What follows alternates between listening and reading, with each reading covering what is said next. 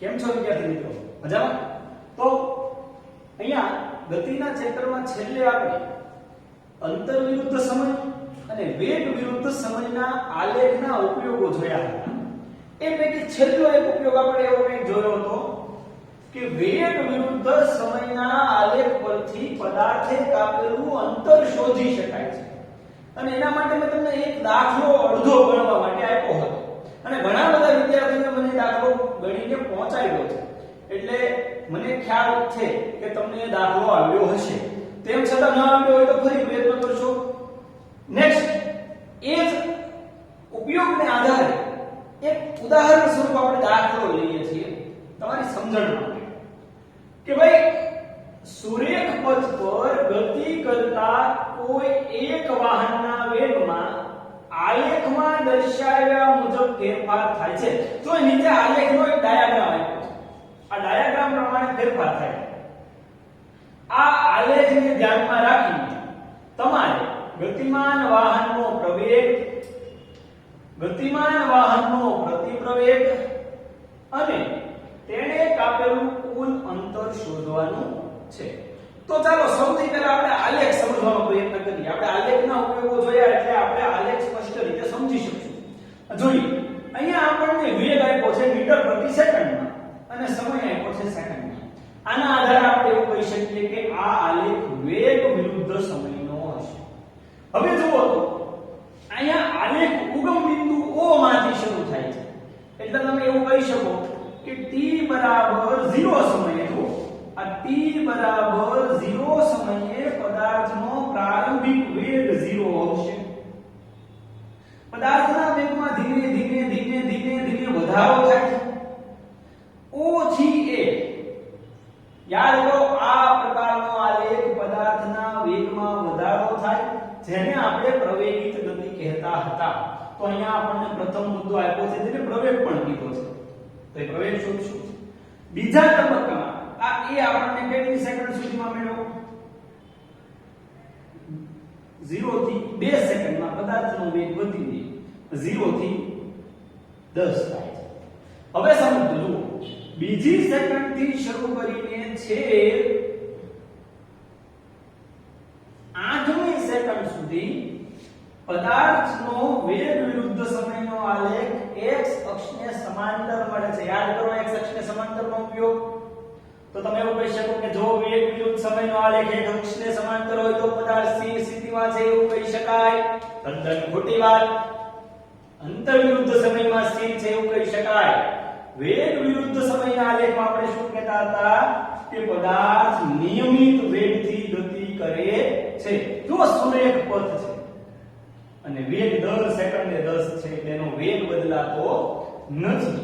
8મી સેકન્ડે એટલે કે B બિંદુ 10 મીટર પ્રતિ સેકન્ડનો વેગ પદાર્થના વેગમાં ધીમે ધીમે ઘટાડો શરૂ થાય છે અને 10મી સેકન્ડે આ C બિંદુ પદાર્થનો વેગ 0 થઈ જાય છે. જો આલેખ નીચે તરફ ઢળતો મળે એટલે કે વેગમાં ઘટાડો થયો, આપણને પ્રતિપ્રવેગ મળ્યો. અને આ આલેખના ઉપયોગને આધારે છેલ્લો ઉપયોગ ફરી પાછો યાદ કરો. છેલ્લો ઉપયોગ તો કે આલેખ નીચે ઘેરાયેલા ભાગનું ક્ષેત્રફળ.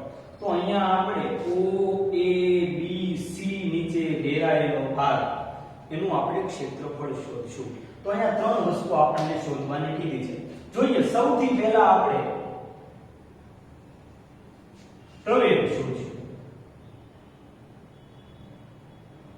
સૌથી પહેલા પ્રવેગિત ગતિના પ્રવેગ માટે જો મારે પ્રારંભિક વેગ u લખવો હોય તો અહીંયા હું u બરાબર શું લખીશ? તો કે u બરાબર હું 0 લખીશ. અંતિમ વેગ v કેટલો થશે? તો કે અંતિમ વેગ 0 થી વધીને 10 થશે એટલે v બરાબર 10 લખીશ. એ માટેનો સમયગાળો t કેટલો લખીશ? તો કે t 0 થી બીજી સેકન્ડ એટલે 2 સેકન્ડ લખીશ. તો અહીંયા પ્રવેગનું સૂત્ર આપણી પાસે છે a બરાબર v u ના છેદમાં t. આપણો v કેટલો છે? આપણો v કેટલો છે? 10. આપણો u કેટલો છે? 0. 10 - 0 છેદમાં t કેટલો છે આપણો? t આપણો 2 છે. 10 ઓછા 0 ભાગ્યા 2 એટલે કે 10 ભાગ્યા 2. તમે પરીક્ષામાં સ્ટેપ ન લખો, સમય બચાવો તો ચાલે. 10 ભાગ્યા 2 તેથી એ 2 પંચા 10. આપણો પ્રવેગ આપણને કેટલો મળ્યો? 5. શું 5? 5 રૂપિયા, 5 બિસ્કિટ, 5 ચોકલેટ, 5 મીટર પ્રતિ સેકન્ડનો વર્ગ પ્રવેગ છે. જુઓ 5 મીટર પ્રતિ સેકન્ડનો વર્ગ. તો આપણને પ્રવેગ મળ્યો. જો અહીંયા વેગમાં વધારો થાય છે, તમે આવું લખી શકો. આ ગતિને કેટલી ગતિ કહીએ છીએ? પ્રવેગિત ગતિ કહીએ છીએ. તો આપણને પ્રથમ પ્રવેગ મળ્યો. હવે પ્રતિ પ્રવેગમાં આવીએ. પ્રતિ પ્રવેગ શોધીએ. પતિ ગેલો પ્રવેગ એમ ન કહેતા.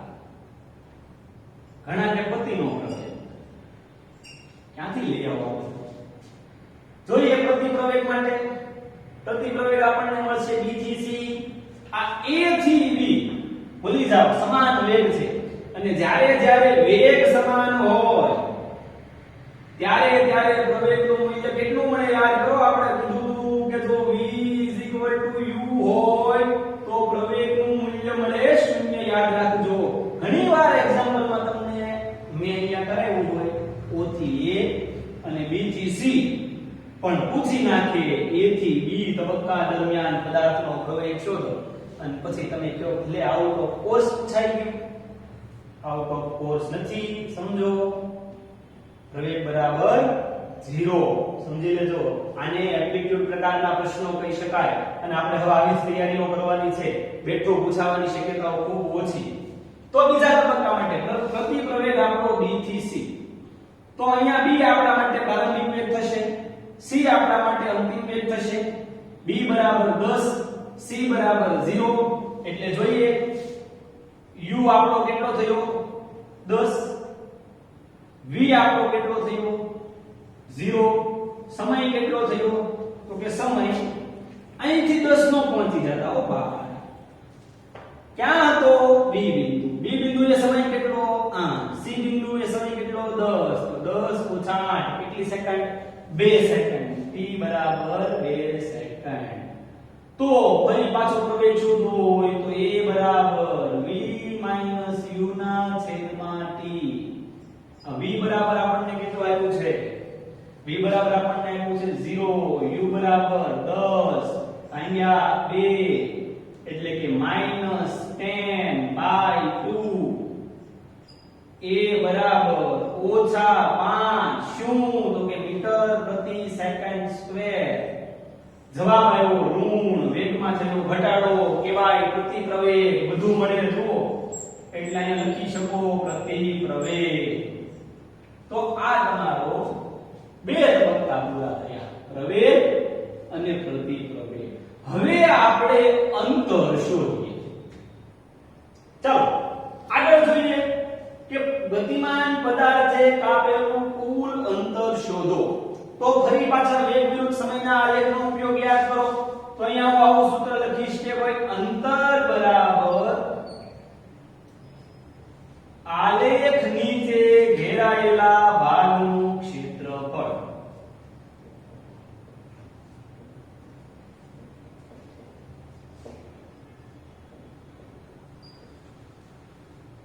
તો અહીંયા આપણો આલેખ કયો છે? તો અહીંયા એવું કહીશ, જુઓ O A B C નું ક્ષેત્રફળ એટલે કે O A B C નું ક્ષેત્રફળ. તો અહીંયા તમને એવું નથી લાગતું કે O A B C એ તો કંઈક અલગ જ પ્રકારનો ચતુષ્કોણ હોય એવું લાગતું હશે? અને લગભગ તમે હજી કાંઈ આવા ચતુષ્કોણનું ક્ષેત્રફળ શોધવાનું શીખ્યા હશો નહીં. આપણે સહેલું બનાવીએ. ચાલો તો અહીંયા જુઓ, અહીંયા હું બે રેખાઓ દોરું અને બે રેખાઓને આધારે આ ચતુષ્કોણને આ આલેખને ત્રણ ભાગમાં વહેંચું છું. અહીંયા જુઓ તમને અહીંયા ત્રણ જુદા જુદા આકારો જોવા મળશે.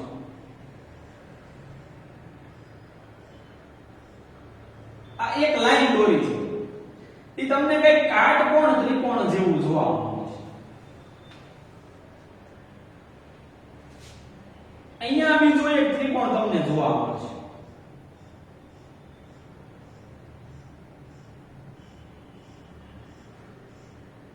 આ પણ એક કાટકોણ ત્રિકોણ છે. તો અહીંયા આખું જે OABC છે એને હું ત્રણ ભાગમાં વહેંચી દઉં છું. કેવી રીતે? જો તો અહીંયા આપણે નામ આપી દઈએ OABC, અને આપી દઈએ D, અને કહી દઈએ E. સમજો. અને હું ત્રણ ભાગમાં વહેંચી દઉં છું. કયા ત્રણ ભાગમાં? તો કે સૌથી પહેલા ત્રિકોણ જે કાટકોણ ત્રિકોણ છે, કાટકોણ ત્રિકોણ AEO નું ક્ષેત્રફળ, AEO નું ક્ષેત્રફળ પ્લસ, હવે મને જો બીજો એક ભાગ જોવા મળે છે, વ્હાઇટ ભાગ, લેન્થ, એ લંબચોરસ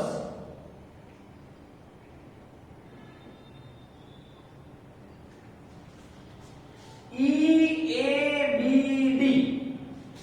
ફરી સમજો, EABD એટલે કે લંબચોરસ EABD નું ક્ષેત્રફળ. આ બીજો ભાગ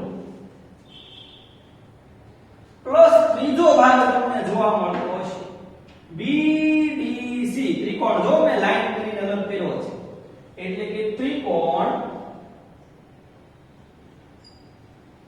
BDC નું ક્ષેત્રફળ.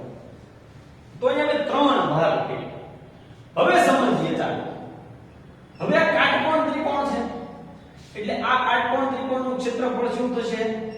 તો કે 1/2 અડધો પાયો ગુણ્યા વેધ.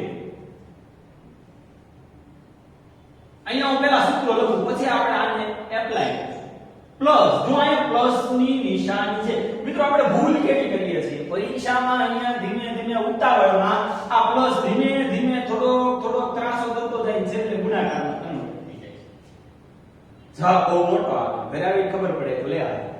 એટલે અહીંયા ધ્યાન રાખવાનું, નિશાનીઓ બદલી ન જાય ઉતાવળમાં. લંબચોરસનું ક્ષેત્રફળ, લંબચોરસનું ક્ષેત્રફળ આપણને ખબર છે લંબાઈ ગુણ્યા પહોળાઈ પ્લસ ફરી પાછો આ કાટકોણ ત્રિકોણ છે એનું ક્ષેત્રફળ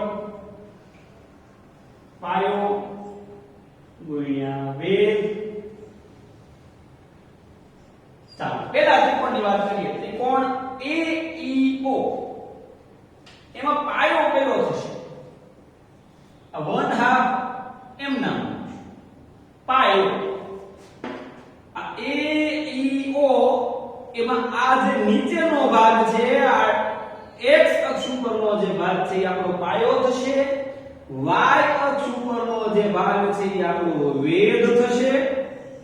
કાટકોણ ત્રિકોણમાં કાટખૂણો સમાવતી બંને બાજુઓમાં એક ભાગ આપણો વેધ છે, એક ભાગ પાયો છે, જ્યારે આ ત્રાંસો ભાગ છે એ આપણો કર્ણ છે.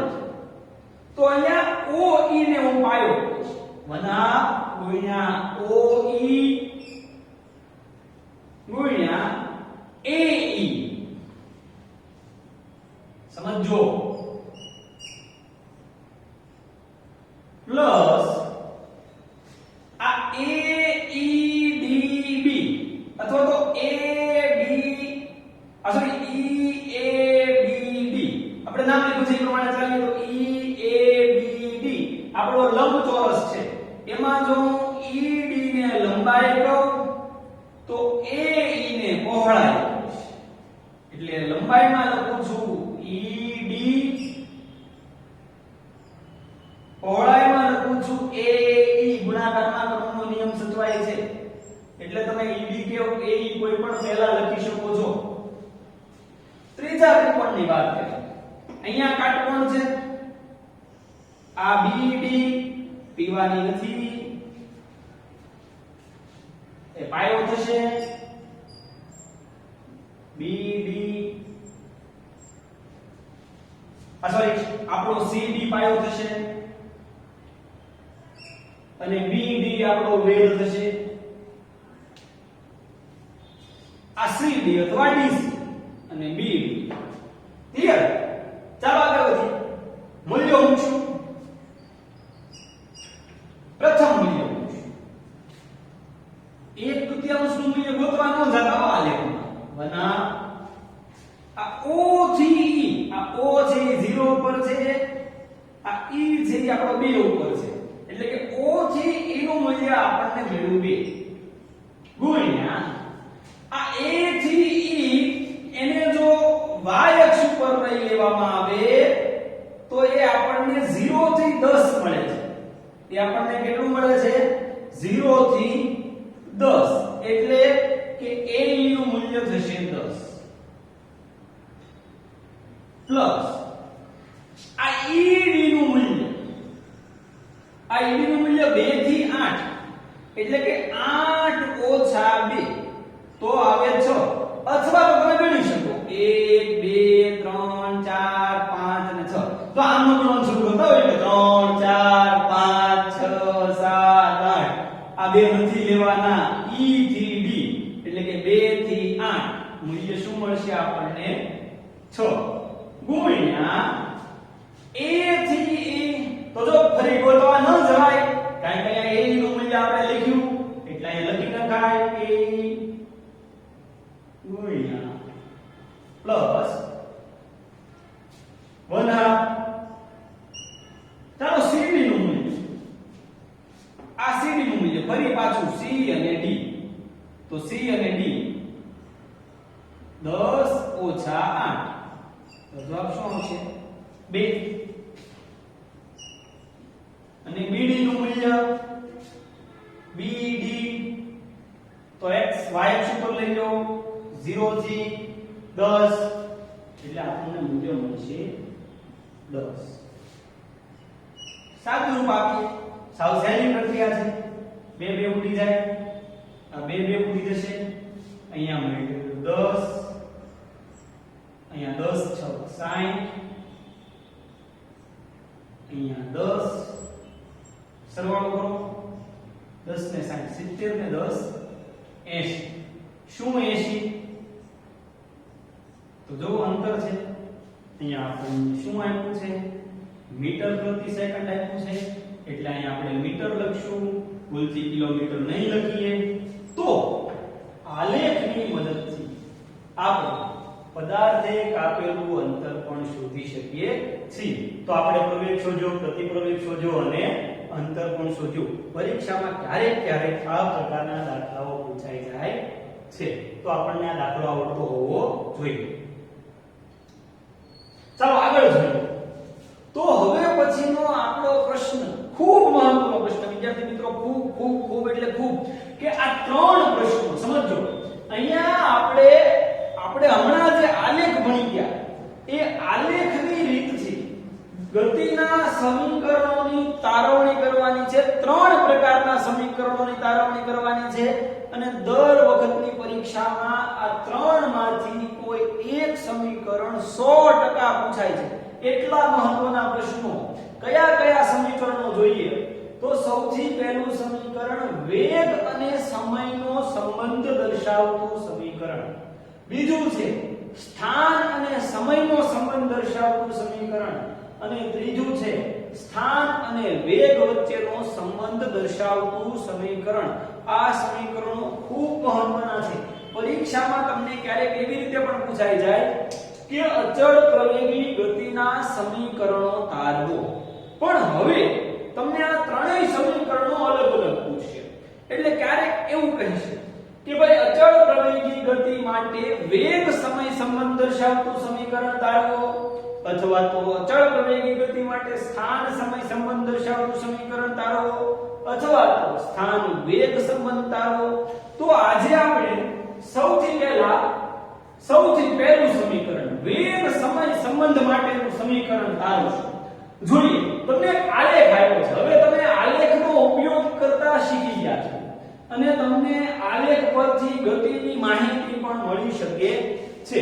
તો જ્યારે તમને પરીક્ષામાં પ્રશ્ન પૂછાય કે વેગ સમય માટેનું વેગ અને સમય વચ્ચેનો સંબંધ દર્શાવતું સમીકરણ તારવો, તો તમારે શું કરવાનું છે ખાસ સમજજો. મેં અહીંયા પહેલેથી આલેખ દોરી નાખ્યો છે, પણ તમારે આલેખ યાદ પણ રાખવાનો છે અને દોરવાનો પણ છે. આખી જ તારવણી આલેખીય પદ્ધતિ વડે થાય છે, એટલે આને આલેખની રીત કહીશું.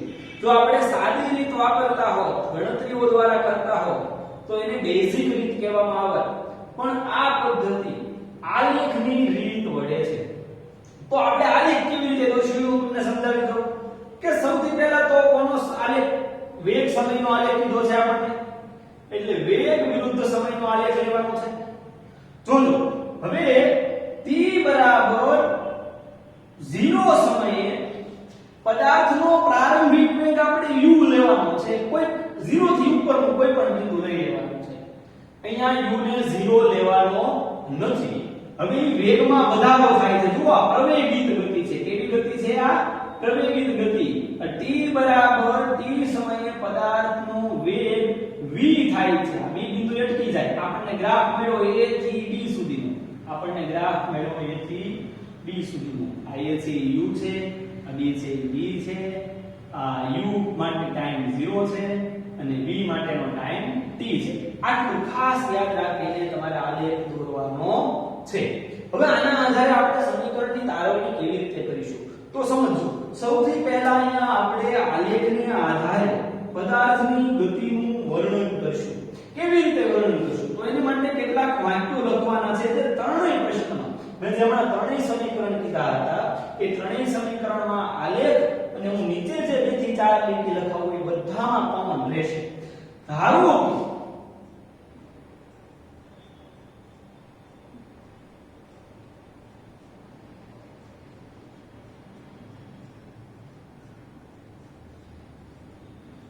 આલેખમાં દર્શાવ્યા મુજબ કોઈ પદાર્થ,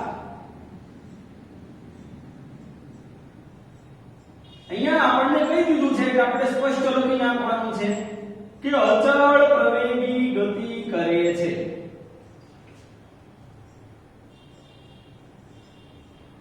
આપણે સ્પષ્ટતા કરવાની છે કે કોઈ પદાર્થ અચળ પ્રવેગથી ગતિ કરે છે. હું ખૂબ સહેલી ભાષામાં તમે યાદ રાખી શકો એવા વાક્યો લખાવું છું.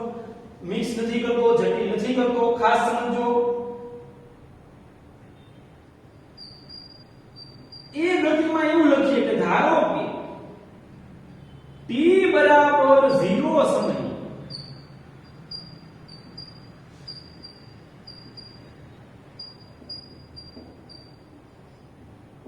ધારો કે t બરાબર 0 સમયે પદાર્થનો પ્રારંભિક વેગ કયો લીધો આપણે? u લીધો. u હોય જો અહીંયા વિદ્યાર્થી મિત્રો એક શરત રજૂ કરવાની છે કે u is not equal to 0. આપણે સમીકરણમાં u નું મૂલ્ય પણ જરૂર પડશે. એટલે આપણે u ને 0 નહીં લઈએ. u 0 લઈએ તો સમીકરણમાં બધી જગ્યાએથી u વયો જશે. એટલે આપણને જે સર્વસ્વીકૃત સામાન્ય સમીકરણો જે તારવવાના હોય એ નહીં મળે. એટલે અહીંયા આપણે u ને 0 લઈશું નહીં. એટલે જો ને આલેખમાં પણ 0 નથી દર્શાવ્યો. u ને સમથિંગ બતાવ્યો છે. ધારો કે અહીંયા 5 હોય 10 હોય તો u મને 10 મળે. તો અહીંયા હું ચોખવટ કરું છું કે પદાર્થનો પ્રારંભિક વેગ આપણને કેટલો મળ્યો? u મળ્યો. u is not equal to 0. u 0 નથી. તથા t બરાબર 0 સમયે પદાર્થનો પ્રારંભિક વેગ u હોય તથા t બરાબર t સમયને અંતે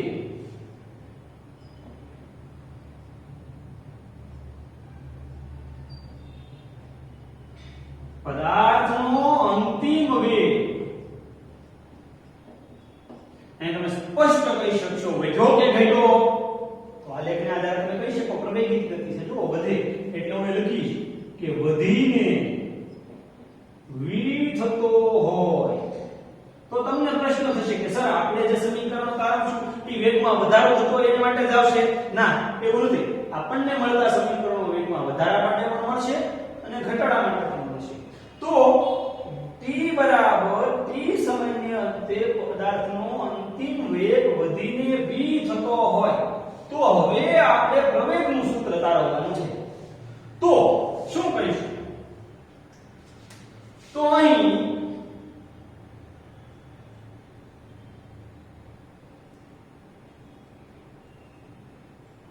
પદાર્થનો પ્રવેગ, તો પ્રવેગ બરાબર સૂત્ર લખશું કે પ્રવેગ બરાબર વેગમાં થતો ફેરફાર. પ્રથમ સમીકરણ ખૂબ સહેલું છે. છેદમાં તે માટે લાગતો સમય. પ્રવેગ બરાબર વેગમાં થતો ફેરફાર છેદમાં તે માટે લાગતો સમય. તો પ્રવેગને આપણે શેના માટે દર્શાવશું? a બરાબર વેગમાં થતો ફેરફાર. વેગ આપણો a થી b સુધી પહોંચ્યો. સમજો હવે, ખાસ સમજો, હવે મહત્વનું છે. તો a થી b એટલે મારો વેગ a બરાબર, જો હું આ d કહું તો આ b બરાબર b, એટલે મને આ b થી d જેટલું મળે. એટલે કે a બરાબર પ્રવેગ વેગમાં થતો ફેરફાર dd જેટલો મળ્યો. આ વેગમાં થતો ફેરફાર u થી v એ મને કેટલો મળ્યો? bd જેટલો મળ્યો. અને સમય મને કેટલો મળ્યો? તો કે સમય મને મળ્યો આ a થી d સુધીનો, એટલે કે ad સુધીનો મળ્યો. તમારી ટેક્સ્ટબુકમાં તમને આ bd AE એના મૂલ્યો પહેલા આપ્યા છે, જે થોડાક અટપટા છે, તમને સમજાય નહીં એવા છે, એટલે ધમાલમાં ન પડતા સીધા અહીંથી જ કરજો ચોખ્ખું. તો BD A, ચાલો હવે આ BD છે એ ઊભો અક્ષ છે, AD છે એ આડો અક્ષ છે. હંમેશા યાદ રાખવાનું, ઊભાનું મૂલ્ય y અક્ષ ઉપર લેવાનું, AD નું મૂલ્ય x અક્ષ ઉપર. આ આપણો x અક્ષ છે, આ આપણો y અક્ષ. જે રેખાખંડ જેને સમાંતર હોય ત્યાંના મૂલ્યો લેવાના. તો આ BD એટલે મને આ AE જેટલું મળે. આ BD બરાબર હું લખીશ AE, અને AD બરાબર હું લખીશ OC. હમણાં આપણે એક દાખલો ભણ્યા છે, એના આધારે પણ તમે સમજી શકો. તો હવે આ AE નું મૂલ્ય કેટલું થાય? તો જુઓ, તો આ E બિંદુનું મૂલ્ય છે E, અને A બિંદુનું મૂલ્ય છે U. હું તમને ઉદાહરણ દ્વારા સમજાવું. ચાલો સમજીએ કે અહીંયા જો હું પ્રમાણમાં બરાબર મૂલ્યો લઈ લઉં. સમજો, અહીંયા હું 5 લઉં, અહીંયા હું 10 લઉં, 15, 20, 25 અને 30. સમજો, તો આટલો ઘટકો મારે લેવો હોય તો તમે હવે મને કહેશો કે સર આટલો ઘટકો તો 10, 15, 20, 25 અને 30 થાય. અથવા તો આટલો ઘટકો લેવો હોય તો તમે એમ કહી શકશો 30 ઓછા 10 થાય, 30 ઓછા 10 થાય. પણ મારી પાસે મૂલ્યો નથી. જુઓ, 30 બરાબર v કહી શકું અને 10 બરાબર u કહી શકું. તો હું શું લખીશ કે v ઓછા u, v ઓછા, જુઓ તો 30 બરાબર v, 10 બરાબર u. ક્લિયર? સમજાણું? તો આ મૂલ્યો પૂછી ના, તમારે પરીક્ષામાં લખવાના નથી, તમને સમજાવવા માટે લખ્યા છે. અને કાયમ યાદ રાખો. તો એવું જ t માટે કરી શકું. OC આડો સ્પષ્ટ છે કે જુઓ, અહીંયા 0 હતો, t બરાબર 0 હતો, અહીંયા t બરાબર શું છે? t છે. t બરાબર શું છે? t છે. તો OC બરાબર મને શું મળ્યું? t. તો A બરાબર v - u ના છેદમાં t. જો આપણે થિયરી પ્રમાણે શું સૂત્ર લાવ્યું હતું? થિયરી પ્રમાણે જે સૂત્ર લાવ્યું હતું ને કે અંતિમ વેગ ઓછા પ્રારંભિક વેગ છેદમાં તે માટે લાગતો સમય. આલેખ પ્રમાણે પણ મળી ગયું. આલેખ પ્રમાણે પણ આપણને એ સૂત્ર મળી ગયું. હજી અહીંયા આપણને પ્રથમ સૂત્ર મળ્યું નથી. આ આપણને કોનું સૂત્ર મળ્યું છે? પ્રવેગનું સૂત્ર મળ્યું છે. તો આવું કહીશું. હવે આ t ને મારે આ t છેદમાં છે. t જો બરાબરની સામેની બાજુ જાય તો ક્યાં જશે? તો કે છેદ છે એ બરાબરની સામેની બાજુ અંશમાં જશે. તો t ને હું અહીંયા લખી નાખું તો at બરાબર v u.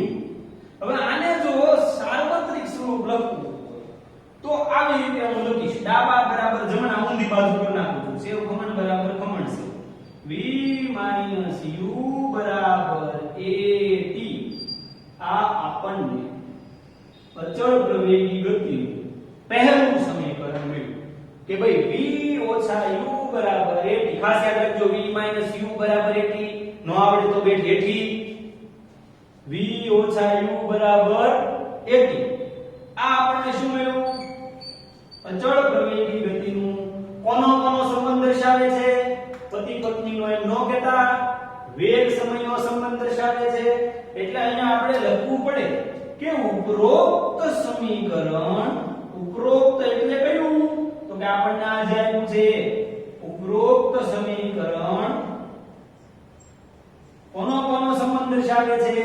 તો કે વેગ સમયનો સંબંધ દર્શાવે. વેગ સમયનો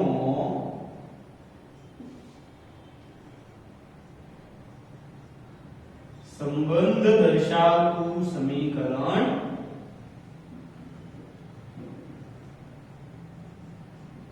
છે. તો વિદ્યાર્થી મિત્રો આવડો અવધો પ્રશ્ન તમને 4 માર્ક્સમાં પૂછાય છે. બોલો.